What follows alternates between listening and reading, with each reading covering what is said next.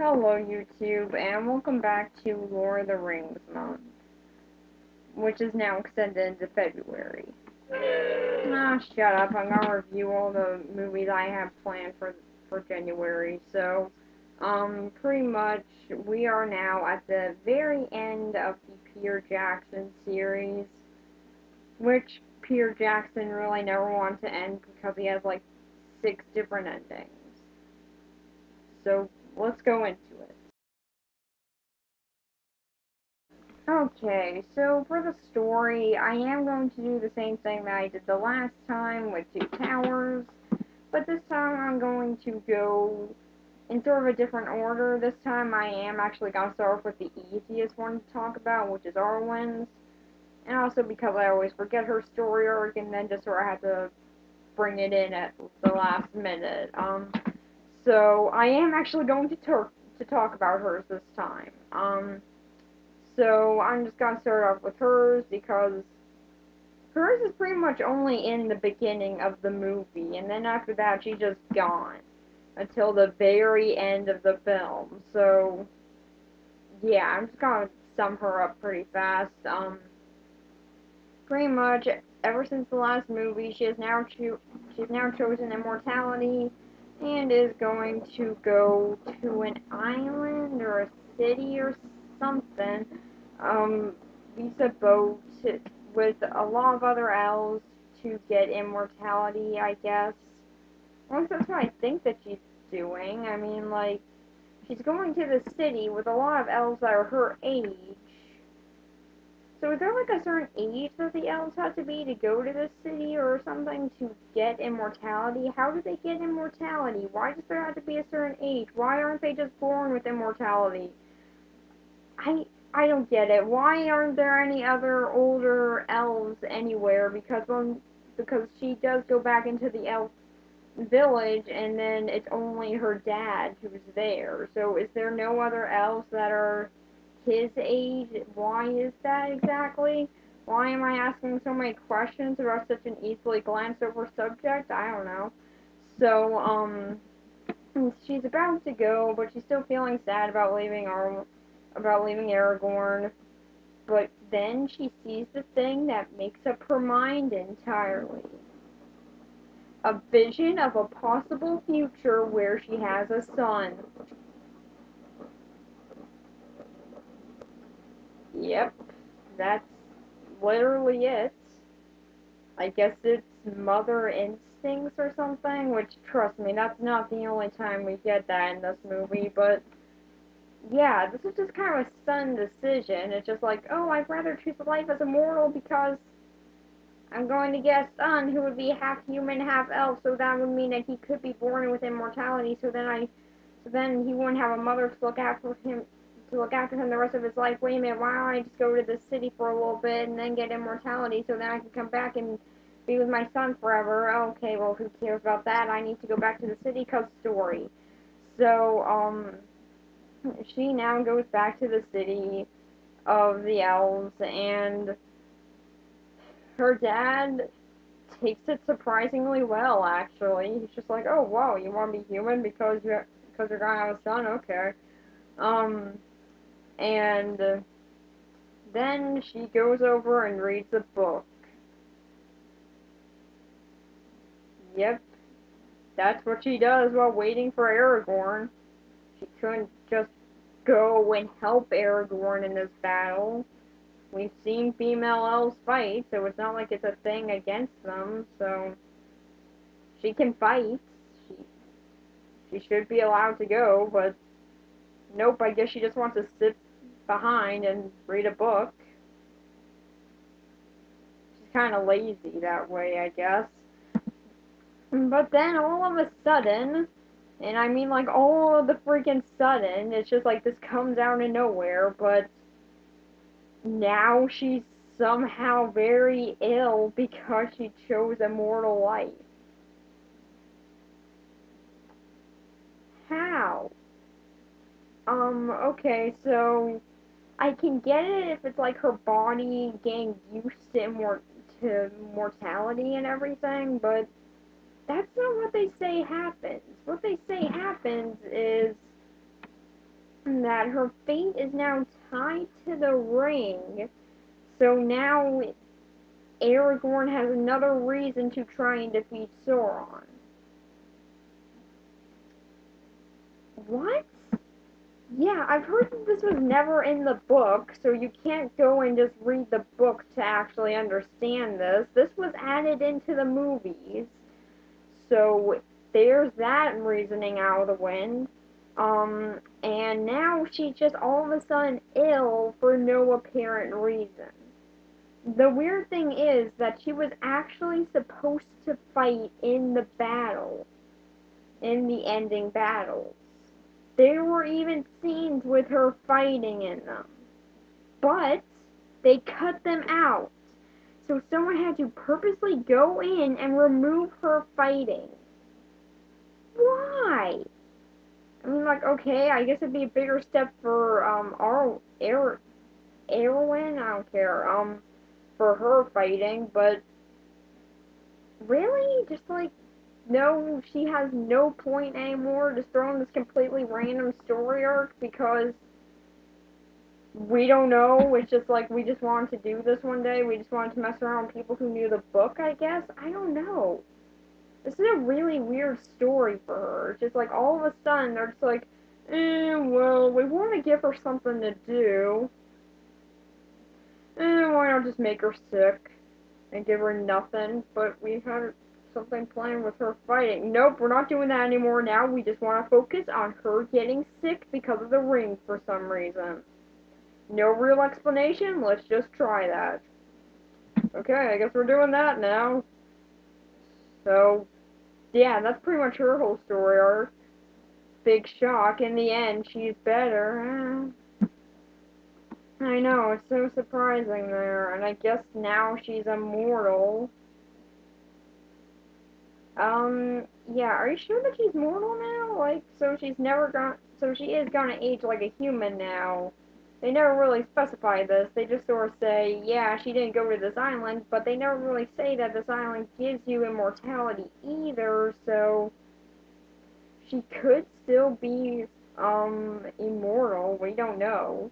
Um, and also her son could be born with immortality. Her son is going to be half elf in the end, so that could be something that he could just be genetically born with. And then if she is human, then she can't raise him through the ages. He's going to go throughout the rest of his life as a motherless person and fatherless person. He's just gonna be an orphan. So I guess he'll become Batman, I don't know. So and that's pretty much her whole story arc. It makes no sense. Yeah, really, her whole entire story arc is just like complete confusion in this one. It raises so many questions for me that I probably shouldn't even have. Like half of these questions, I'm sure they specify it somewhere, but I don't. I haven't gotten any answer to these, so I'm still just wondering like what exactly goes on with her later. But Peter Jackson's not doing another Hobbit, not doing another Lord of the Rings movie, so I guess we're never gonna see that. Um, Oh yeah, and her son, her oh so important son, yeah, he's only seen in that flashback. Like after that flashback, he's just gone.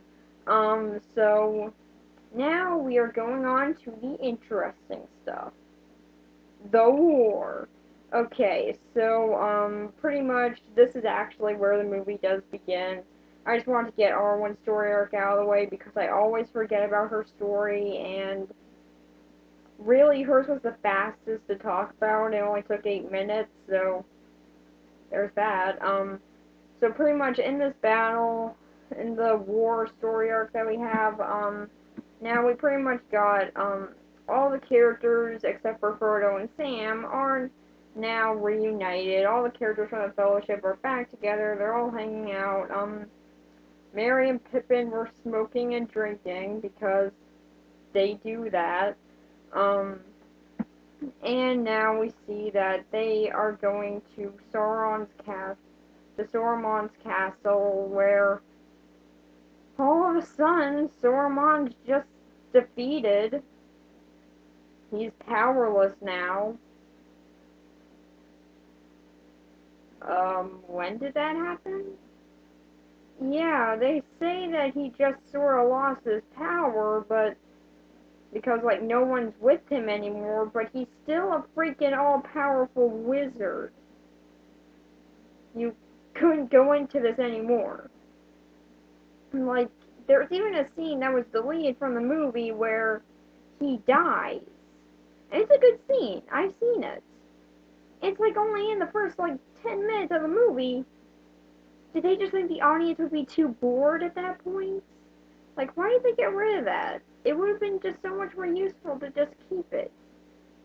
But I guess their reasoning is that they didn't want to use any more of the elks because I guess that they were pretty expensive and they do look very expensive, but really? You're not going to do anything with them? Like the elks are just now going to be prison watchers, okay. Although what I really don't get about this is why not just take Sauron back to Rohan with you? Like, was that really needed to go there? Like, do you guys really have to leave Rohan for like a weekend just to go here and be like, oh, well, is everything okay here? Alright, bye. I mean, like, that's really all they do here. It's just like, oh, is everything good here? Is everything safe? They're just like, yeah, pretty much. Wait, look at that. Spear in the water. Let's mess with this. Oh, nope, can't use that. Like, now they even got this big thing from this place that they could have completely avoided if Merry and Pippin were to just go there on horseback to Rohan, or if they were to take two of the elks or something, or even one of the elks back there, and then just be like, okay, well, this is all that's going on here. Here's a status update, so now we're back too. That's cool. Like, really, this seems very unneeded. And the elks are now these big cr- creatures which only weakness is fire and being cut down are now being left in charge of Saruman. If he's really not powerless anymore, take him back to Rohan and lock him in a cell. You can let the guards of Rohan watch him there, and you can let the elks fight for you because they're still willing to help. But yeah, I guess they were too expensive, so they couldn't do that. And that makes sense, but it's still a really stupid option. And now pretty much they've now taken the spear that can communicate with Sauron. That spear that Sauron was using. Yeah, apparently that does. I thought it was just like a crystal ball or something, but I guess it's also a communication device. So this thing is apparently like the One Ring in some ways, as to it's very tempting to use. And now Pippin really wants to mess around with it. But unfortunately, Gandalf has it.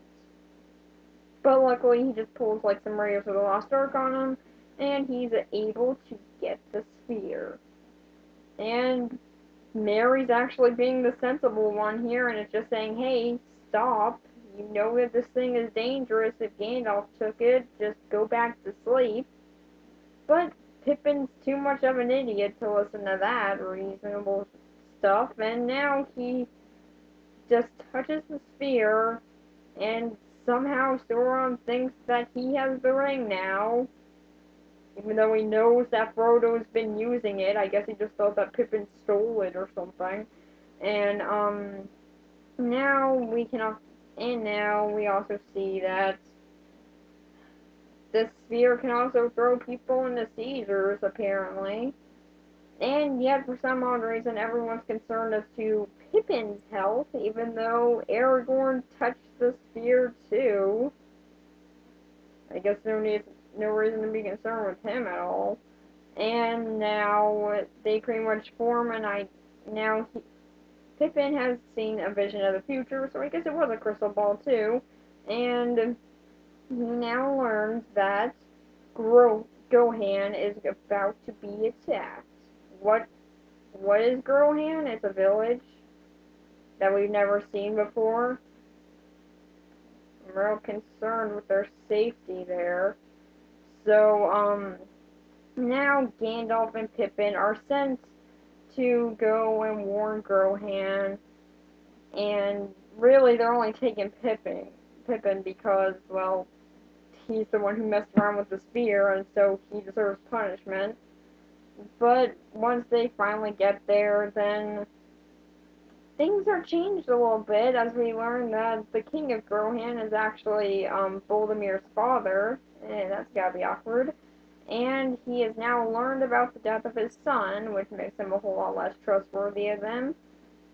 And he also has learned that Aragorn is a part of Rohan's army, which is important, I guess, because I guess Aragorn was supposed to be the rightful king of Gohan, but for some odd reason isn't. Yeah, when did that happen? Yeah, they never really say what happened here. They just sort of say he's the rightful king of Gohan because, um, why wouldn't he be? So, pretty much Pippin says that Voldemort gave his life protecting him and his friend Merry, so he is now willing to give up his life and serve this really stupid king, who I'll talk about later in the characters, because his son gave up his life, so a life for a life, I guess. Um, and pretty much we get the only dignified scene with this king where he's actually, seems very grateful as to what Pippin is doing. But Pippin finds out the horrible truth about this whole entire king. He won't let him smoke or drink beer on his breaks. Dun dun dun! Okay, nothing happens with that, but yeah, this is pretty much the worst king ever. Really making me wonder, why didn't anyone just revolt? I mean, like, everyone seems to be questioning this king's reign, but nobody revolts against him, so yeah, I guess they were just fine with being in poverty and having a terrible ruler. Um, and now Gandalf is staying to help the people of Gohan, and pretty much the King of Gohan won't allow any reinforcements, but Gandalf and Pippin aren't going to accept that, so they go and light the torch, letting people know that they're going to need help. And really, I don't get why any of the other people in Gohan didn't disobey orders to do this. They hear that these big orcs, that this huge orc army is coming, and yet they're just like, we'll be fine. I mean, I'm pretty sure we got this, right? We're not gonna die. So, pretty much Pippin and Gandalf, Merry and Pippin are very similar, but pretty much now they're the only ones with sense, so they decide to light the torch, and now they pretty much go 101 Dalmatians on us, and now all the armies have now known about Gohan needing help, which for some odd reason gets the King of Gohan pretty pissed off about this. They never explain this, it's just, he's a jerk, I guess. So, now the people of Rohan are now going to help them in battle, but I'm going to talk about Pippin and Gandalf's story arc right now, so I'll talk about their part in this battle later. Pretty much now the war is coming to them, and they're pretty much just ready to fight. I gotta say, Gandalf's pretty awesome in this battle. Um, he's a very good fighter, and he's actually really funny at some moments. But we find out the horrible, horrible truth. The King of Gohan, whose name I really don't remember, his son might be dead. No, he's not actually, because Pippin actually did the sensible thing and checked for a pulse. And we found out that all he needs is medicine. But the king's too stupid to notice that, so the obvious solution to this is take your son's dead body, take him over to a pile of sticks, and then set him ablaze with the king.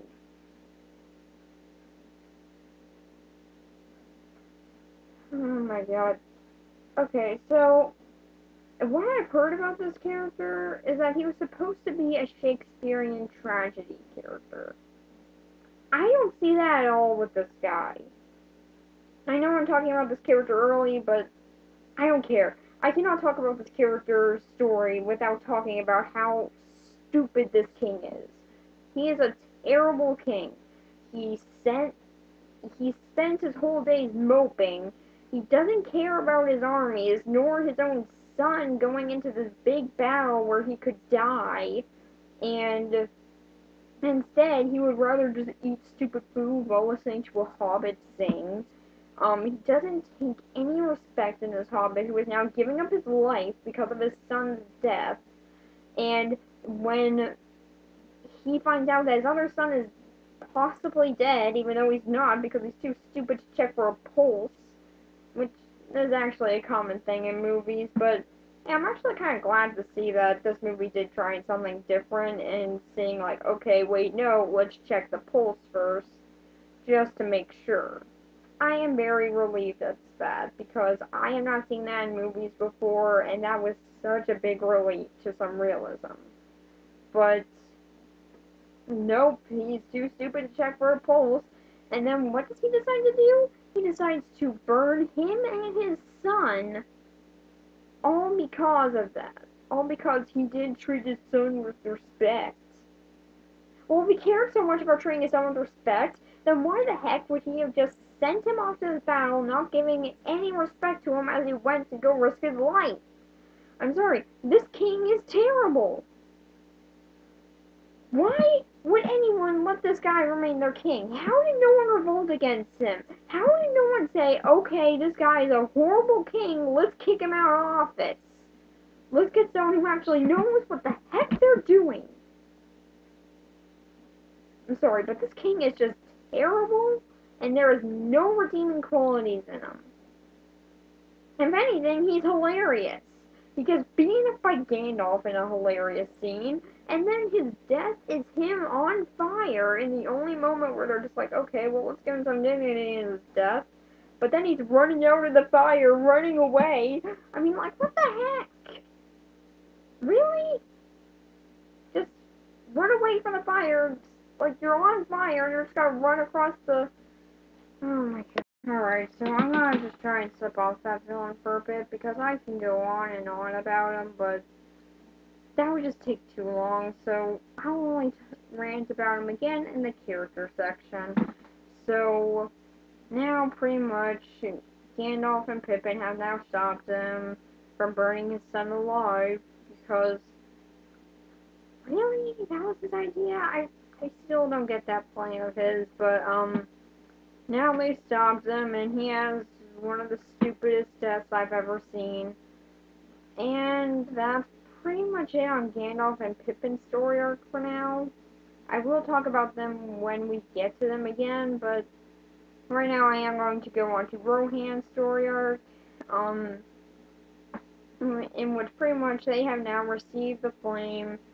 That's pretty much saying, okay, Gohan needs help, so now they're getting ready to go and help out Gohan when they have to make the horrible, horrible trek.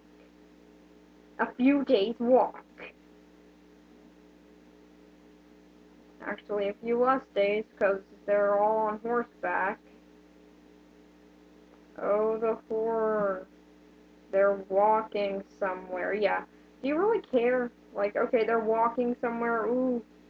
Like, I know this is supposed to feel epic, but really, I just see a lot of people walking around in New Zealand. Because it's just a lot of people walking around in New Zealand. So, as they're halfway to Gohan, this is when, Aragorn does find out that, as to what's going on with, Arwen, and now is given a pretty cool sword, actually, and now goes into a mountain filled with ghosts. Why is that a story with hobbits, wizards, elves, and, and just like all these magical creatures, it's the ghosts that I don't feel fit in. Like all these other things I feel are fine, but the ghosts are just kind of feeling overselling it. But I will say that the ghosts actually do have a pretty good story arc for them, and which is they're fallen soldiers that never really got into the fight.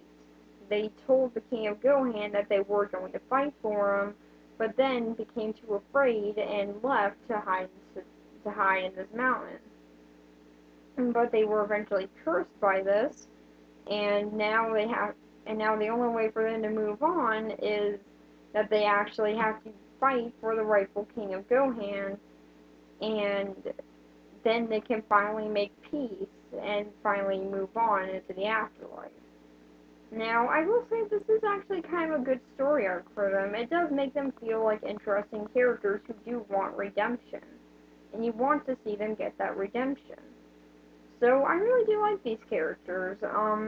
Too bad we hardly see any of them, but they hardly get any lines, but you can still feel the impact from their story and what we see from them. You can still feel that they want to do this and that they want this redemption. So it does feel very good to see them finally get it in the end. But pretty much the other things going on in the Rohan camp, yeah, the oh so interesting Rohan camp, is Mary now wants to fight, but no one really wants to take him into battle because he's a hobbit. What? Yeah, they constantly, okay, again, they constantly talk about needing more soldiers for this battle, yet the king's daughter, Arwen, wants to fight. She can't fight because she's a girl, and yet Mary wants to fight, but he can't fight because he's a hobbit. You want more soldiers, you idiot! Hello, there are two people willing to fight for you, and you're just like, nah, we don't need them. They can't do this because. Okay, so now let's worry about our soldier problem. Like, really, you're just like, okay, no, we can't use you because of who you are. Okay, now we need to worry about how many soldiers we have. Okay, this is a big problem. Really, like, what is this problem? And, like, in the end, he finally moves on with this stupid problem of his, but that takes a good time, and it takes him dying to actually be able to see, oh, wait a minute, you mean I could use hobbits and women? Wow, I really feel like an idiot now. And I'm like, and he should. God, why does he not allow people who are willing to fight for him to fight for him? That really makes no sense to me. Um, but now they all head to the Battle of Gohan, and now they really now the people in Gohan do need even more help because I gotta say, they actually do have a really cool way of breaking down the door. It's a giant metal wolf that's on fire. That is awesome. And really, who thought about making that? Like, who was just like, okay, so we need something to break down the door. Okay, well, let's get our giant log. No, no, no. What we should do, just for some of the fanciness, get out a giant metal wolf and set it on fire from the inside. Yeah, this is how we do things, and this is how we do things on Sauron's side. So, like, yeah, that really does look freaking awesome. But they also send in another one of Sauron's reinforcements, the Witch King. Who is this? It's one of the Ringgraves. The one that stabbed, the one that stabbed Frodo in the first movie. Remember him? Yep, he now has a name. That's pretty much it with him. That's like his whole story is, oh my god, he got a name! So, now he's going into battle, but he has never been defeated by any one man. Wow, I wonder what'll happen with this story. So, the people of Rohan finally do make it to this battle, where they're all actually putting up a pretty good fight, and in a shocking twist, the king, Theorn, is killed. Maybe you should have had some women to help you out. Or maybe some hobbits would have helped you out. I'm sorry, look, this really annoys me. I don't know why. It's just like, you need more people in your battle, yet two people are saying, hey, we'll help you out in this battle, and yet you just say, no, you can't help me because I need more people who are actually good at fighting to help me, even though you two are good at fighting. Wait a minute. And then we see that Merry does try to, he does try and kill the Witch King, but he fails because he's a man? What? Yeah, I guess that they took that no one man can kill him, literally. But then Eorn comes out and it's just like, hey, I'm a girl, so I can kill you, I guess, and that's how it works. That makes no sense, but okay. And now they finally do defeat him, as we see Theorn has now made the big conclusion. Man, I really sure brought in more people to actually help me out. Yeah, we now finally make that conclusion. Oh yeah, girls can fight, and so can hobbits. Wow, my whole entire story arc is now complete. So, now they've won the day, as they've also gotten reinforcements from Aragorn and the Ghost Army, and the battle is now won. Or is it? As we now find out that, all of a sudden, Gandalf can sense where Frodo and Sam and the ring are. Yeah, hi, why couldn't you have done that before? Everyone's been worried sick about what's been going on with Frodo and Sam, and yet all of a sudden you're just like, oh yeah, they're right there.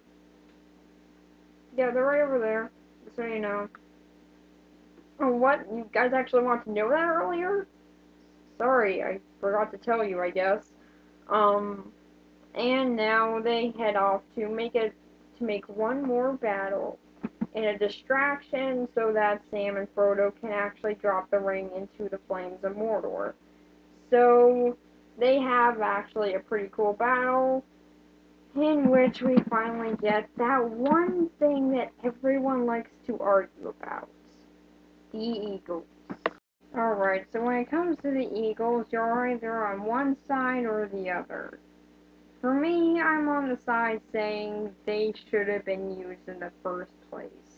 Now, a lot of people have gone in on this argument, so I'm gonna try and make this short, but why couldn't they use the Eagles in the first place? Like, this has been argued to death.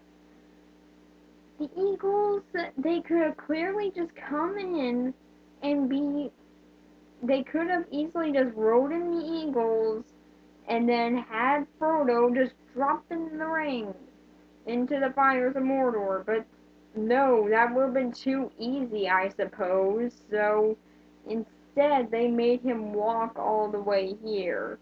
Even Gandalf in this movie says that he has led Frodo and Sam to their deaths. And you know what? He's freaking right. If he had just used the ring in the used these eagles in the first place, then he could have easily have been able to just go there. They could have gone there. It could have been like a day or so.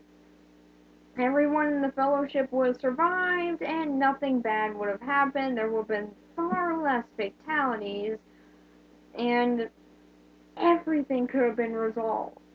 But no, I guess it was just easier to instead walk all the way there for like a year. Yeah, that's what's easy about this situation. So, now pretty much the Eagles come in for the reinforcements against the Ringwraiths, and now they finally have defeated Sauron.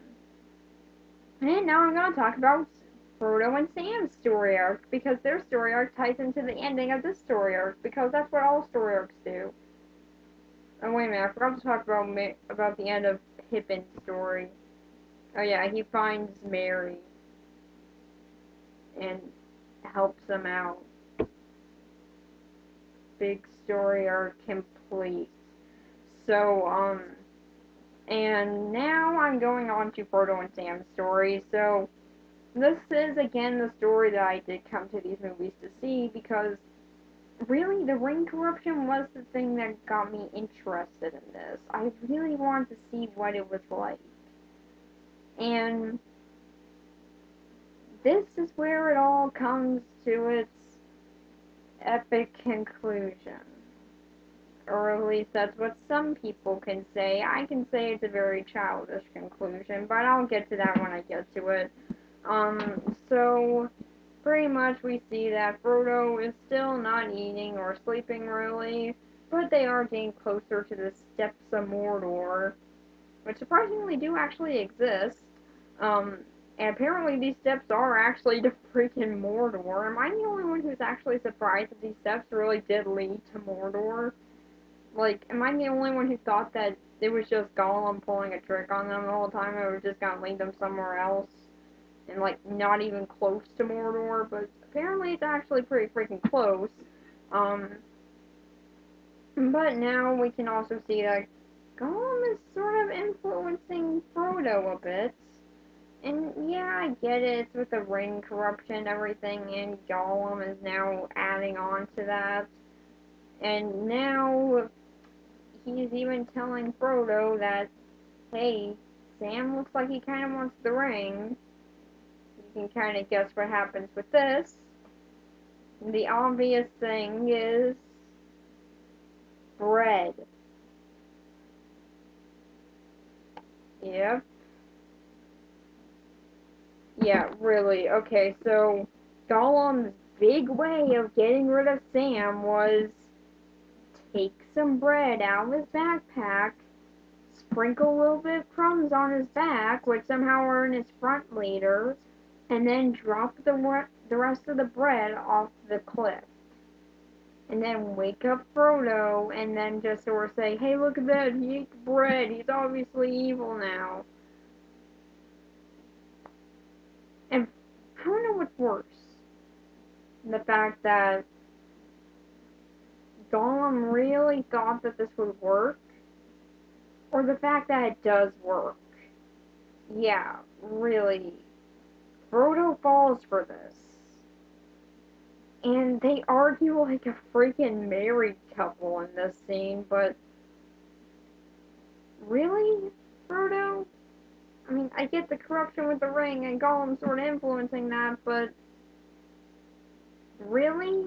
You fell for that? Just like, oh, look at that! Bread! That's the obvious argument thing here. Like, nothing else can be argument. Could cause a deep separation between the two. But now Frodo does send Sam away, and now Frodo and Gollum are continuing the journey up the steps of Mordor, where Gollum has now taken him to a cave with a giant spider. And that's honestly his big way of getting the ring. It's just take Frodo to a cave with a giant spider and pray the spider doesn't eat you, but will give you the ring in the end. Wow. He was really hoping that the spider didn't eat him here, huh? But eventually, so, Frodo, now realizing that it's a trap, um, does now try to escape, but his efforts are all futile when the spider is so much faster than him, and really, Frodo's big battles here have been with some hooded guys. A little pale, skinny guy that should really be incredibly easy to toss off, and a spider.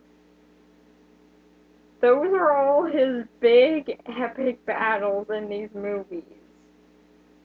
cloaked guys, old person, and spider. And he got defeated by all of these. Oh my god, Frodo, I get it if you have the will for the ring to be defeated, but oh my god, you do not have the strength to make this journey on your own. Really, you should not have gotten rid of Sam here. Like really, he's being defeated by a spider now. Like okay, the spider's big, but it's still a freaking spider. And eventually he does lead him and Gandalf, him and Gollum outside, and where they do fight, but he stupidly spares the life of Gollum. Well, that was a dumb move, and, he is a little bit too weak to try and get out, but then we get the random cut with him and that weird Boris witch lady.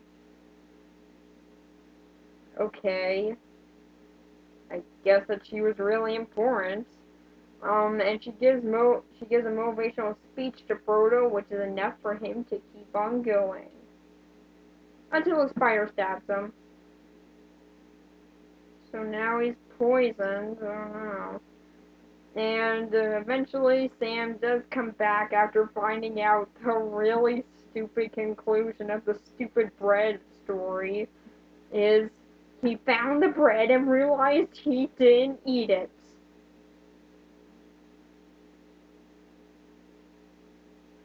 What?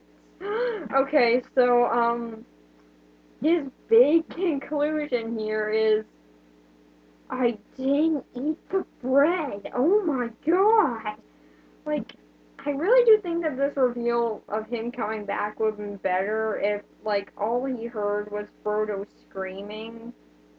And, like, that would have been him saying, okay, no, he's my friend, I'm gonna go back up there and help him.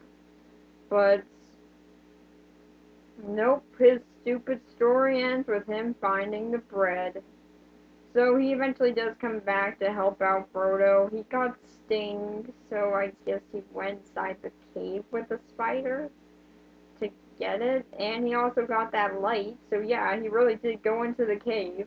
Oh yeah, remember that light from the first movie? Yeah, they used that. I guess it scared the spider, I don't know. And now he eventually does defeat the spider, and what I gotta say is a pretty freaking awesome scene. Like, this is pretty much where I was just like, okay, this is why Sam is my favorite Hobbit character out of all these movies. It's just because of stuff like this. Um, and so now, he does, it appears that he's too late to save Frodo. And he's too stupid to check the pulse. Oh my god, you honestly have a character who checked the pulse earlier in the movie! You couldn't just check his pulse? Really? Freaking really? Alright, but, he does, but then some orcs come along, and they are apparently smart enough to check and see if he has the pulse, and he does, so, they take him away to do something to him. I don't really know what. I guess they were thinking of making him a slave? I don't know. But apparently Sam had enough time to take the ring away and hide it, so good for Sam. Um, Even though that area where he got it from isn't even cut by the spider web, but I guess he got it anyway. Um, and now and so he goes off, fights off a lot of orcs, and which is another awesome scene with Sam, and does eventually get to Frodo, and gives him back the ring, and then they finally walk into Mordor, in which there are tons of orcs. But luckily, the battle with Aragorn and all the other characters is going on, so the orcs are drawn away, because I guess every single orc needed to be drawn away, and now they are able to walk straight into Mordor. Yeah, one does not simply walk to Mordor, except the fact that they're simply walking through Mordor. Take that, meme. So, now they are finally almost to Mordor, but the ring is getting very heavy to bear, and they're pretty thirsty and hungry right now. But they finally do make it to Mordor anyway, after fighting off stupid little Gollum, because I guess he was just here at Mordor waiting for them. When did he get in? I don't know. And Frodo was about to drop the ring into the fire when we finally see it. The end of the full corruption from the ring. And I gotta say, this is the moment that I honestly was really excited to see. And what does it end up being? Frodo acting like a freaking 5-year-old. I mean, oh my god, really? He's acting just like a freaking 5-year-old. He's like, oh no, he can't take my ring. No, this is mine. Like, he's acting like a 5-year-old who was just getting his favorite toy taken away from him. Oh my god. Seriously, all this build up with this ring and how it's corrupting him and everything. No, that was the interesting stuff. But the final part of the corruption, it shows him being like, no, the ring is mine. The ring is mine. You can't take it. This is honestly the part where I just hate it. I mean, this is really what didn't get me to like this movie, is this one scene. It's just him acting like a child over this. It's just like, oh no, this ring is mine, you can't take it because it's mine. I'm just like, you know what? Sam, push him if you have to. Just push him into that fire. Or maybe just rip the ring off his hand and throw it into the fire. I really don't get why Sam couldn't carry the ring the rest of the way though, but yeah, that's pretty much his big old ending, and then we get stupid Gollum having to bite off his finger, which actually does really look like it hurt, for the ring to finally get taken off from Frodo, but he does push Gollum into the fire, but Gollum's fine because he has the ring, and the ring is now destroyed. And now Sam is trying to reach out and save Frodo, and he does. And now everything that Sauron has built now comes crumbling down, and we and now I guess Frodo is perfectly fine without the ring. I guess there's no aftermath in that. And now he's taken away by the Eagles. Again, the Eagles really could have gone in here this whole time, but nope, we don't need the Eagles. And now he is now taken in to recover, and his ring, I mean, his finger is still gone, only for a little bit though, and he is now met up with all the other characters again, and then we finally roll the credits. Oh wait, no, this thing has another ending, where Aragorn has now been given kinglyship over, Gohan, so that's nice. He honors all his comrades that were in the Fellowship without honoring any of the people who actually fought in the battles with him. And then it finally rolls the credits. Oh wait, no, we need to see Sam and Frodo and Merry and Pippin go back to the Shire. Yay.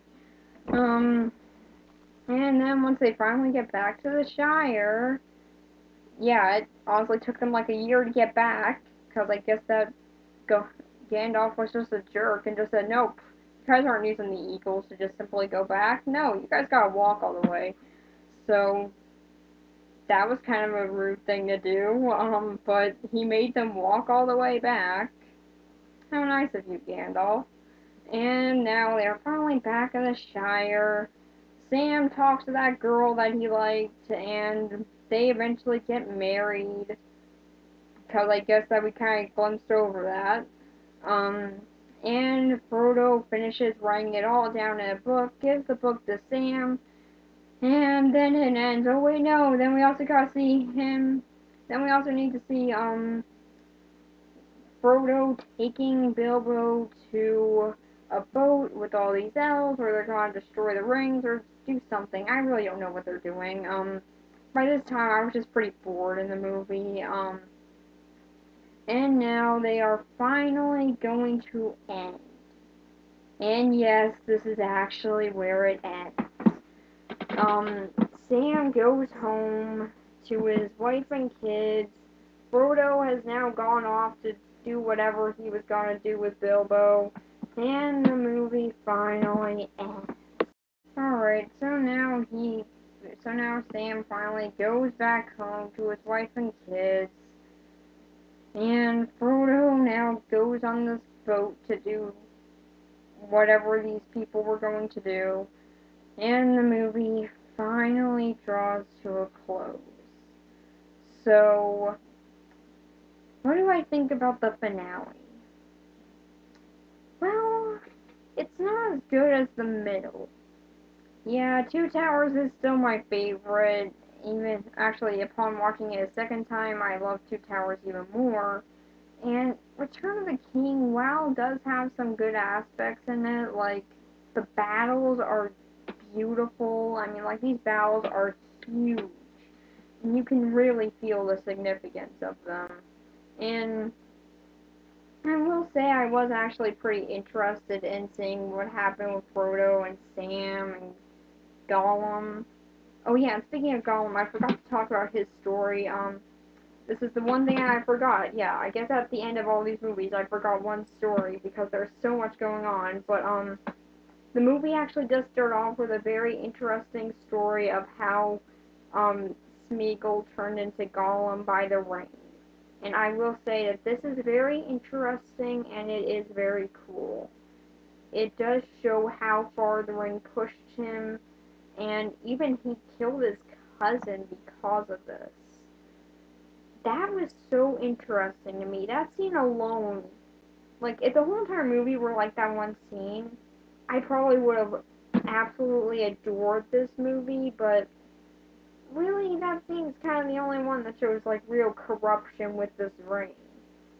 And that's kind of weird to say, because this one is the one where Frodo fully does get corrupted by the ring, but again, his corruption is very childish. He just acts like a child. He doesn't act at all mature about this. And yeah, I guess I can sort of see it. Like, okay, the ring is very corrupting of him, but yeah, the ring, even though it's saying, like, okay, the ring's power is still trying to get him to Sauron, he doesn't take it to Sauron. No, he just says it's his now. So again, continuity with the ring doesn't make any sense. But I will say it is actually pretty interesting at the end, even though it does get childish. But I do like to see all the characters get their happy endings that they deserve, even though their happy endings go on forever. But it is still a pretty good movie, even though there are some big negatives in it. This is still probably my second favorite of the Lord of the Rings movies. But yeah, there are some downsides to it. So, and with the story, I'm going to give it a 6 out of 10. It's still pretty good, but Two Towers just got so many things right that this one just feels like it's pretty underwhelming. But that's not to say this one's not good. So with that, let's talk about the three new characters. Alright, so when it comes to characters, there aren't really that many new ones. There are only really three. So I'm going to talk about them pretty fast. The first one, which is simplest to talk about, is the Witch King. And really, he's so easy to talk about because really, he doesn't really do anything. He's just a big, intimidating character. And while I will say all the ring wraiths do look freaking creepy and do act creepy, that's really all they bring to the table, so there's not really all that much interesting things that happen with them. So, yeah, he does strike some intimidation, but just as much intimidation as he did in the first movie, so, yeah, really not that much has changed with him, except for he's gotten a name now. I guess he's a king of witches. When did that happen? I don't know. And then after him, we have Volmir, who was the son of the king of Gohan, and well, I will say that it is that he does have something that he does bring to the table, in which he does want respect from his father, and he would do anything to get that. And in that respect, he is a very good character, but he doesn't have enough time to have that developed, and really, he's only in the movie for a few scenes. The other time, he's unconscious, so yeah, that's pretty much all his character has, but I will say he does have a good starting point. Um, and then we got the king of Gohan himself, and oh my god, this guy. I can. Okay, I see humor with this guy. The whole entire time he's on screen, I can't help but just break out into laughing. He is so ridiculous and so over the top, but you can tell that's not the character's intent. He's made to be a sad character that you're supposed to feel sorry for, but I don't get that. What I get is more humor. And I really don't want to get that from this character because I can see where he can be an interesting character, but I just don't get that from him. He makes so many stupid choices. I just can't get into the fact that he's supposed to be interesting and tragic. All I can get into is the fact that, well, he's just so over the top insane that he's just fun. But that's not the intent of the character, so he doesn't really live up to what he's supposed to be. And then I guess there is one more character. There are like one more character that I should talk about, which are the ghosts. Now I've already talked about them, but they do have very interesting character development, and I do like to see, and you really do feel bad for them because we don't really know what battle they were going into that would make them so afraid to not fight. I mean, they swore a life debt to this guy. There is a reason. There would have to be a reason. This battle would have to be a very intense one. So, you kind of do feel bad that they've been banished to just death this whole time. Like, can't move on or anything. So, I really do like seeing their redemption in the end. And and pretty much for the recurring characters, there's no real development. Arwen is still useless. Aragorn is still pretty much the same. He's still awesome, but he does get more kingly qualities, which is pretty cool. Um, Gandalf is still just the awesome Gandalf, as we all know. Frodo does get more corrupted with the ring, but it's in such a childish way. It just doesn't feel like it. It just doesn't feel that impacting or anything. Um, Sam is still the same, except he does fight back a whole lot more, and it's pretty awesome. And Gollum is still the same Gollum, but I will say he did annoy me a little bit more in this movie. I don't know why. It's just he sort of did. Like in Two Towers, I just thought that he was pretty cool, but in this movie, I don't know why he just sort of annoyed me a bit.